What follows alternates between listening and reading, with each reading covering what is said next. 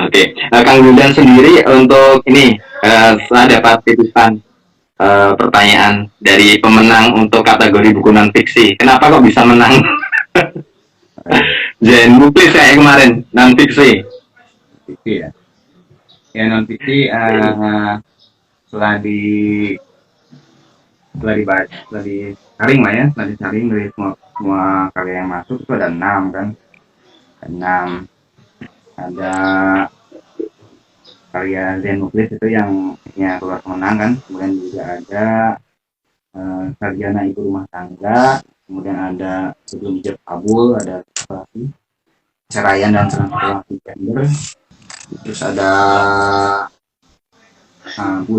ayah bunda dan kini ke menuju remaja, terus satu lagi ada surga di Maryland itu Yanuardi yang karya Yanuardi ini menarik sebenarnya, dia buku apa ya, pengalaman bepergian ke Amerika gitu, pengalaman perjalanan ke Amerika,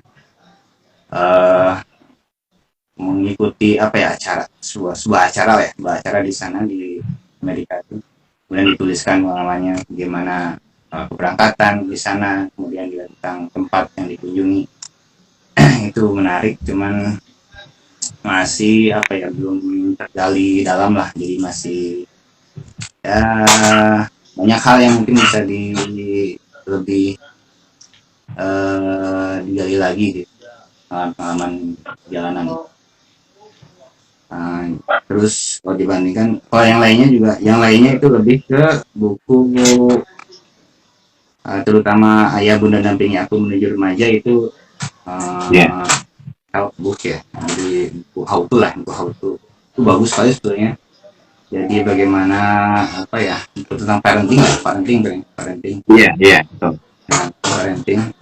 di situ, dan itu masih saya pegang juga bukunya. Ini ada di sini. Ini Dari Mbak Mbak Wida Al-Zahida ya. Ini juga. Nah, dan kalau mau kemarin dibahas tuh, ini dua kandidat juara tuh. Buku ini dengan buku yang akhirnya keluar dari juara, Zen Muklis kedua. Jadi dua buku ini calon kuat juara. Nah, ini buku tentang parenting dan bukunya utuh sekali gitu. Jadi ya memang temanya tentang parenting, bagaimana mendidik anak gitu. Nah, terus kemudian pas kita bahas terus, kemudian dibandingkan dengan bukunya Zen Muklis, Muslim Muda Pembelajar. Nah ini akhirnya diputuskan yang menang ya karya Zen Muklis. Kenapa? Karena mungkin lebih ke temanya lebih apa ya, lebih baik sih mungkin dari para juri akhirnya diputuskan tuh. FLP kan tentang keislaman juga ada, tentang pemuda pembelajar. Terus kalau dibaca juga, 3 kata kunci ini juga diuraikan dalam tulisan yang lebih spesifik. Jadi bagi jadi tiga kelompok, tiga tema besar. Jadi mudah belajar, 3 tema besar ini dikatakan di esai-esai yang cukup menarik. Jadi misalnya Muslim itu tentang tauhidan, siapa maksudnya, banyak lagi. Terus muda tentang usia muda, dituliskan esai tentang tema pemudaan dan pembelajar ya, itu juga banyak. Dan temanya tidak mencap-mencap, maksudnya utuh gitu, tentang 3 tema itu juga. Jadi kuat dan layak jadi pemenang gitu. Zen Muklis ini. Dan memang setelah Kemarin non fiksi itu ada berapa naskah yang masuk kan? Yang non fiksi. untuk yang nanti banyak ya, sekitar kalau semuanya total ada eh 40-an mungkin ada ya. Ada ya 40-an tulis tuh. Itu. Ada satu penulis yang Iya, mengirimkan sekitar banyak 40-an juga. ini. Ya. 40-an ya. Mm-mm. Ada ya sih 40-an. Temanya sangat beragam sih. Setelah di peras-peras akhirnya jadi ada 6 tadi kan, kemudian setelah eh, dinilai lagi ya yang keluar ada karya Zen nih yang tulis gitu. Itu gimana? Oke ya. Ini untuk Kang Koko, alasannya kenapa Kang Koko kemarin blogernya yang menang itu ya? Siapa saya lupa. Itu kemarin ketika saya dikirim salah saya buka. Wah, bagus juga ya ternyata ya. Apalagi profil penulisnya juga itu kan sangat memberi motivasi seperti itu. Iya. Jadi kemarin itu yang menang Mauzania.com ya, Mauzania.com. Iya. Karena memang kalau dibandingkan, jadi kemarin itu ada lima kandidat. Setiap kandidat itu sebenarnya khas ininya konten-kontennya gitu. Misalnya ada Mentari Sago, dia tuh tentang artikelnya, dia seorang guru dan memuat materi-materi pembelajarannya itu dimuat di blog gitu. Terus kemudian ada bersama dakwah itu kalau nggak salah itu Ustadz Muhsin yang sekarang jadi ketua FLP Jatim. Dia menulis artikel portal keislaman lah pokoknya. Terus kemudian ada juga Celoteh Ide gitu. Celoteh Ide itu tentang portal sastra. Jadi berbagai karya sastra itu diulas di situ. Terus kemudian ada Rise itu ya tentang artikel resensi buku, kebanyakan resensi buku. Jadi setiap finalis itu sebenarnya khas.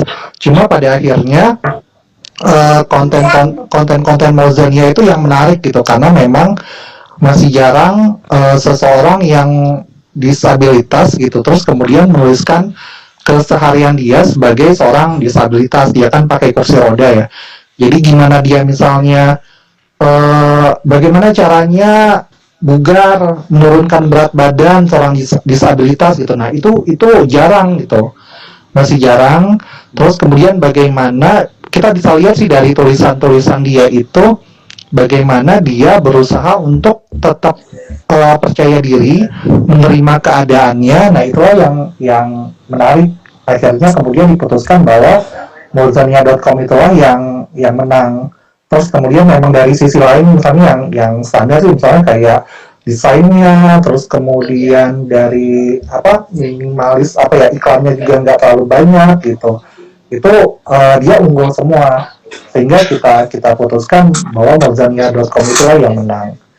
Nah, tapi kedepannya ini kan ada pertanyaan nih dari akun Etigorang dari FLP NTB nih. Nah, buat Etigorang, ya itu kan FLP mungkin kebanyakan yang terdengar itu kan FLP mungkin di Jawa, di Sumatera. Nah, di Indonesia Timur tuh masih sedikit. Nah, mungkin Eti bisa menuliskan gimana misalnya FLP NTB di sana, gimana budaya di sana gitu, yang bisa diangkat ke dalam blognya, bisa ditulis di blog, kemudian disebarluaskan ke media sosial. Jadi sebenarnya buat teman-teman semua juga bisa dioptimasi. Kalau kayak saya sekarang kan baru mulai ya. Jadi misalnya kita nulis di satu kanal, taruh misalnya di blog, tapi kemudian gimana caranya satu tulisan itu kita olah lagi, bisa kita posting juga di Instagram, di Twitter, di Facebook, kemudian di yang lain-lainnya, tapi kemudian menyesuaikan dengan karakter media sosial itu sendiri. Misalnya kalau misalnya di Instagram, gimana caranya misalnya diubah jadi 10 slide, ada fotonya, terus kemudian tulisannya juga nggak terlalu panjang-panjang seperti itu. Jadi teman-teman bisa mulai gimana caranya menulis di blog, tapi kontennya itu juga bisa disebarluaskan di berbagai media sosial dan kanal-kanal lainnya kan ada Kaskus, ada banyak lah yang microblogger misalnya Kompasiana kayak gitu. Jadi kita nulis satu, terus kemudian ditulis ulang sesuai kekhasan berbagai platform, terus kemudian disebar seperti itu.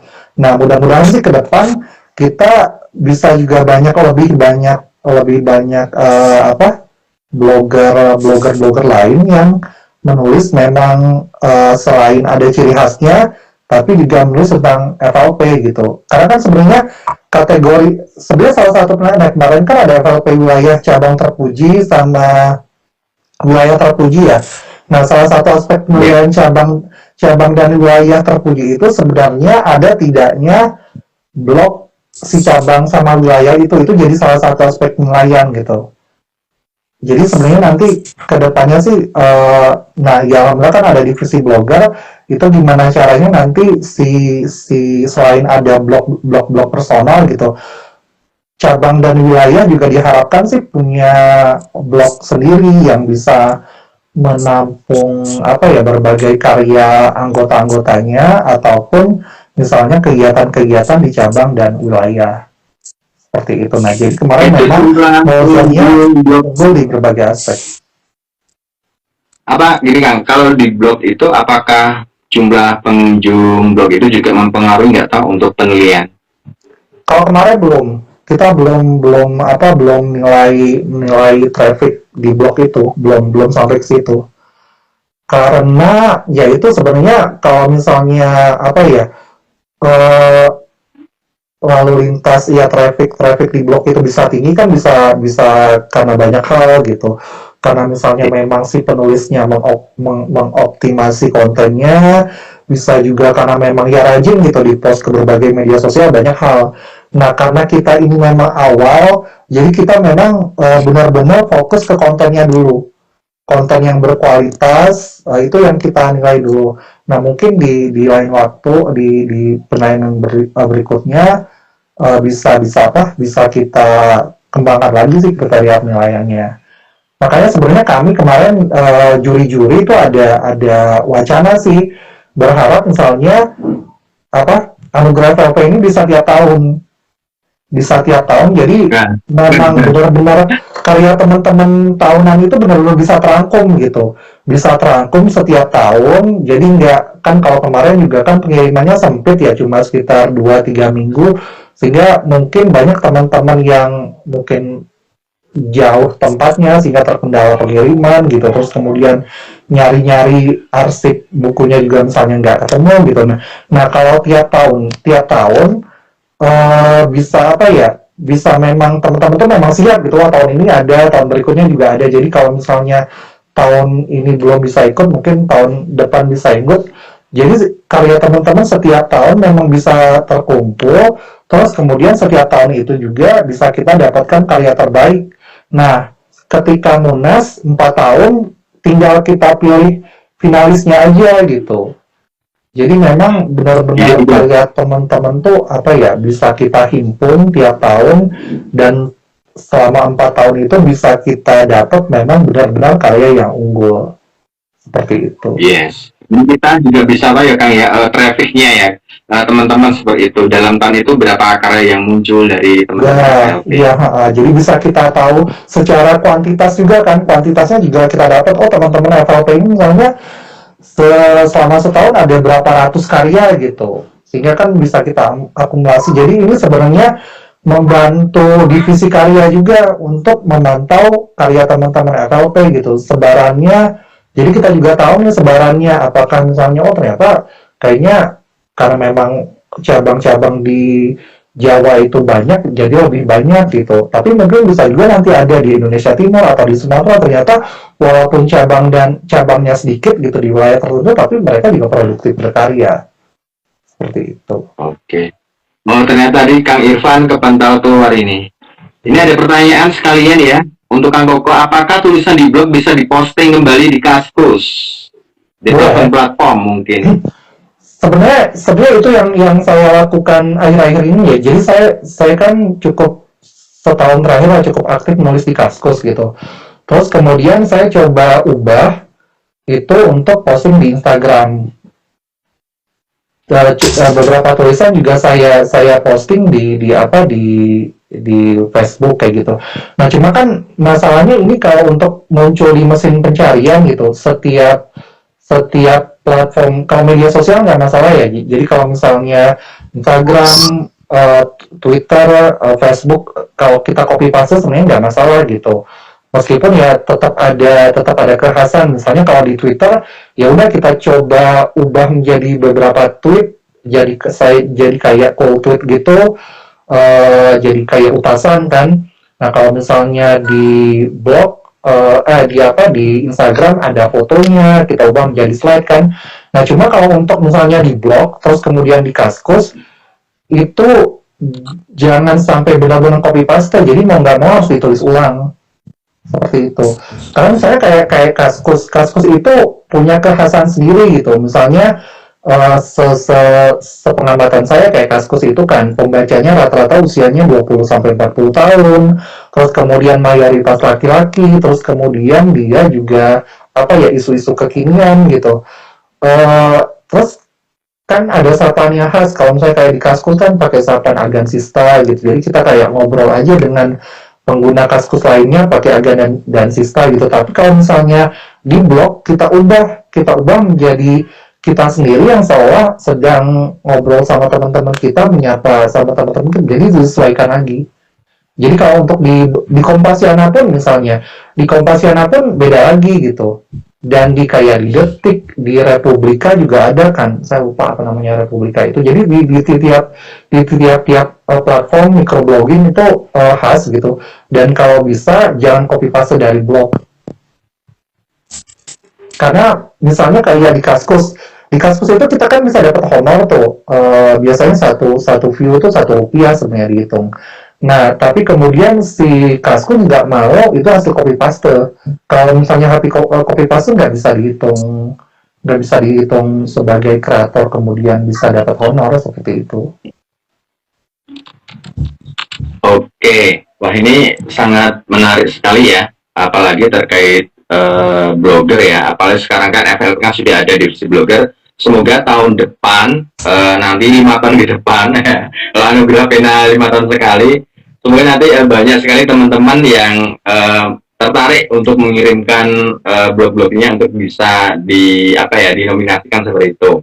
Nah, untuk Kang Wildan, ini kalau kita ngomong-ngomong anugerah pena seperti itu, apalagi Kang Wildan menjadi juri, ini untuk jurinya apakah pengalaman pertama kali jadi juri anugerah pena atau tahun sebelumnya juga sudah? Yang kalau untuk juri anugerah pena sih baru sekali yang kemarin ini gitu. Untuk yang sebelumnya enggak belum, baru gabung. Gimana Kang, ketika jadi juri apa yang dirasakan? Banyak banget naskah yang masuk, wah ini kan aduh. Ya, jadi waktu diminta untuk bantu jadi juri ini, wah, saya pikir pasti karyanya banyak banget ya, karena anggotanya kan banyak sekali gitu kan. Dan saya waktu di rapat awal, akhirnya kan di situ berapa nih karya masuk, ternyata memang sangat banyak. Ya, saya lihat antusiasnya memang tinggi ya. Untuk teman-teman tahun ini tadi seperti yang tadi disebutkan Kang Ivan juga mau lebih meningkat untuk saya kan dapat menjuri dua kategori novel dan non fiksi. Novel yang masuk hampir jumlahnya sama dengan non fiksi sekitar 40-an. Kalau novel lebih banyak sedikit, 40 sampai hampir 45-an atau lebih gitu. Kalau dibandingkan tahun kemarin, mungkin Kang Koko tahu ya, tahun kemarin waktu di Bandung itu dengan tahun sekarang itu traffic peningkatannya untuk naskah novel, kategori novel itu lebih banyak atau lebih sedikit dibandingkan tahun kemarin? Nah, saya lupa Kang Koko, saya detailnya lupa tapi berapa gitu, tapi kayaknya untuk tahun kemarin yang terbaru ini lebih banyak sih, lebih banyak. Cuma memang ya itu banyak juga teman-teman kan yang masih komplain gitu, belum sempat ngirim seperti itu.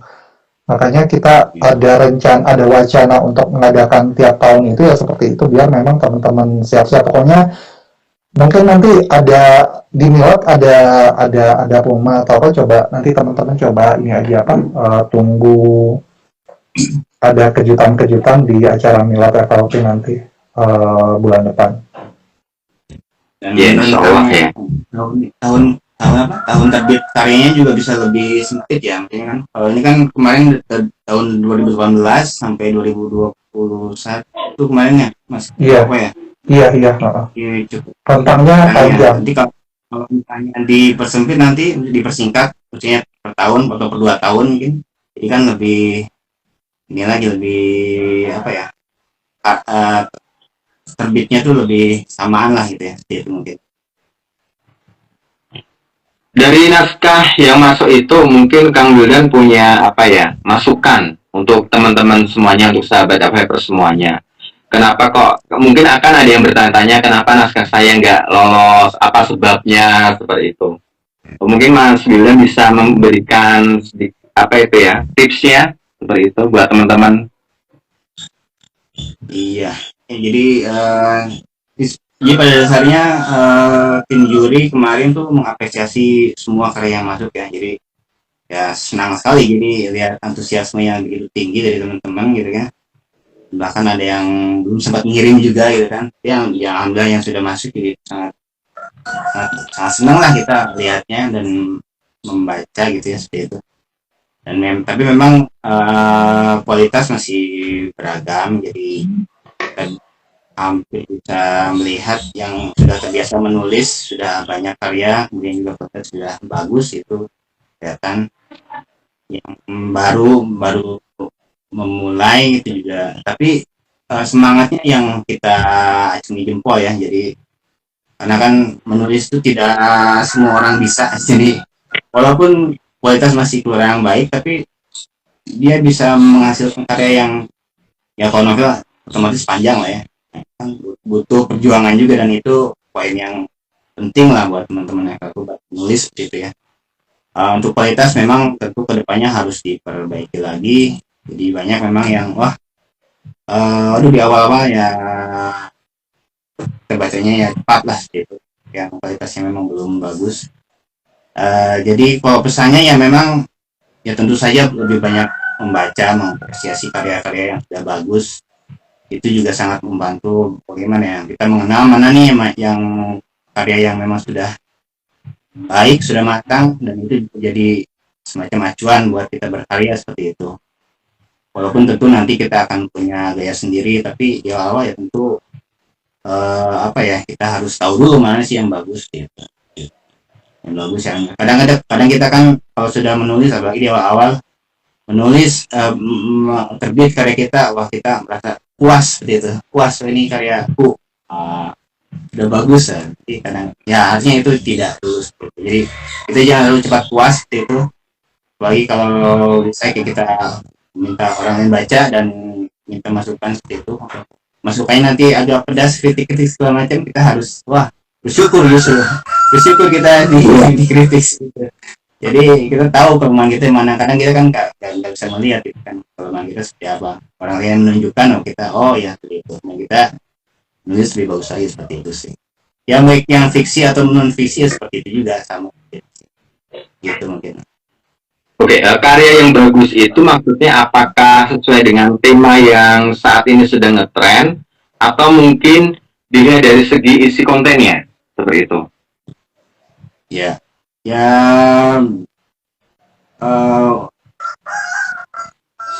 untuk tema yang saat ini sedang ngetren itu penting juga ditulis. Tapi untuk tema yang memang baru itu juga tidak kalah penting seperti itu. Jadi memang kita penulis itu sebenarnya fleksibel ya. Kita melihat fenomena sekarang yang sedang marak dan kita pikir itu penting untuk dituliskan, kita harus mengkritisi sesuatu gitu. Itu juga harus dituliskan. Kita melihat orang lain belum ada yang nulis nih, nah, kita lah yang nulis gitu. Kalau misalnya tema sekarang yang lagi rame apa, kita harus dan membawa masukan-masukan lah seperti itu. Untuk yang kedua tadi orang lain belum pernah nulis tentang apa misalnya, yang orang lain apa ya tidak terpikirkan, penulis itu kan nyari masalah gitu. Ya dia menuliskan seperti itu ya sangat baik juga seperti itu. Jadi ya untuk penulis sih fleksibel ya Kang ya. Untuk yang konten yang lagi marak itu juga perlu, yang memang kadang orang lain terlewat itu juga perlu seperti itu sih Kang. Oh, oke. Wah, ini ya teman-teman semuanya perlu dicatat ya. Nah, ini masukan dari Kang Wildan bagi kalian yang suka nulis novel atau buku non fiksi. Semoga nanti tahun depan, wah, kalau memang jadi 2 tahun sekali, nanti siap-siap seperti itu. Oke, Kang Koko, ini kalau saya bandingkan Anugerah Pena tahun kemarin, ya ketika di Bandung itu dengan tahun sekarang itu kayaknya ada suatu perbedaan ya, terutama masalah kategori. Ada beberapa kategori yang baru, bahkan ada kategori yang lama itu hilang juga. Salah satunya adalah kategori penulis ini karya tulis ilmiah atau jurnal ilmiah. Nah, kenapa kok bisa hilang? Mungkin nggak tahu ya. Padahal saya udah siap-siap ini ngajak teman-teman dosen yang aktif di FLB aja jurnal ilmiahnya siap-siap diberi anugerah pena. Tahun kemarin kayaknya kan di Bandung ada deh kategori itu untuk penulisan jurnal ilmiah. Mungkin Kang Koko tahu. Kayaknya masuk non fiksi deh, masih masuk non fiksi, belum rasanya belum ada yang jurnal, kayaknya belum deh. Mungkin non fiksi masih digabung ke non fiksi. Jadi yang tahun ini tuh yang baru itu film sama blogger, film sama blogger. Jadi rasanya itu yang baru. Kalau yang lainnya itu dulu juga memang sudah ada sih, tapi kalau misalnya kayak sekarang kan anak tuh dibagi menjadi khusus, ada kumcer anak, novel anak, terus kemudian novel juga ada yang novel umum, kumcer umum, jadi memang lebih spesifik. Kalau yang lain, kalau kayak jurnal itu masih masuk ke non fiksi, tapi ya itu mudah-mudahan di selanjutnya bisa kita ini sih, bisa kita masukkan ke dalam harga khusus. Iya. Nah, sebenarnya kalau itu sebenarnya bisa kan, kalau di setiap tahun itu pasti ada penulis terpuji ya. Penulis terpuji. Nah, sebenarnya teman-teman yang biasa nulis di jurnal, nulis di yang sifatnya ilmiah itu sebenarnya bisa tersaring, bisa masuk ke penulis terpuji. Tapi kan memang penulis terpuji itu kan bukan ngirim karya sih, sebenarnya mereka tetap ngirim karya. Nah, dari karya dari mereka yang masuk kita nilai. Nah, kalau kemarin itu kan Mbak Umi yang terpilih sebagai penulis terpuji. Nah, itu memang penilaiannya pertama berdasarkan karya yang masuk, tapi bukan hanya karya yang masuk, kita juga lihat keseluruhan kiprah Mbak Umi sendiri gitu. Jadi memang di sini kan ada pertanyaan dari akun Winis 1508, kalau keaktifan anggota di cabang lain jadi pertimbangan untuk menjadi pemenang anugerah pena. Nah, kalau yang ini penulis terpuji. Jadi penulis terpuji itu memang keaktifan di FLP itu yang kita nilai. Jadi bukan hanya karyanya memang kita nilai, tapi kemudian keaktifan dia di cabang dan wilayah kita nilai juga. Terus kemudian karya secara keseluruhan. Jadi kita lihat misalnya dia nggak ngirim blog dia, tapi kita cari ada nggak sih dia di blog gitu. Oh, ternyata ada gitu. Oh, ternyata banyak juga tulisannya, puisi dan lainnya. Terus kita lihat sampai susuri media sosialnya juga. Jadi menilai secara keseluruhan sampai akhirnya dapatlah penulis terpuji itu sendiri. Jadi sebenarnya kalau teman-teman yang biasa menulis jurnal, menulis artikel ilmiah, itu sebenarnya bisa juga tetap mengirimkan karyanya karena itu bisa terjaring ke penulis terpuji. Tapi itu tetap kita lihat juga dia aktifnya sih di wilayahnya. Aktif dalam arti kalau misalnya dia penulis andal kan, berarti dia misalnya aktif membina anggota-anggota level madya dan muda gitu. Atau kalau misalnya dia madya, aktif nggak sih di membina level muda gitu. Tapi bukan aktif membina juga secara kegiatan secara umum, kiprahnya kira-kira gimana? Karena kan kita kan ada Jarwil, kita tanya juga teman-teman di wilayah, kira-kira si ini aktif nggak, gimana kiprahnya di cabang dan wilayah seperti itu. Jadi kita penilaiannya menyeluruh seperti itu. Mudah-mudahan bisa menjawab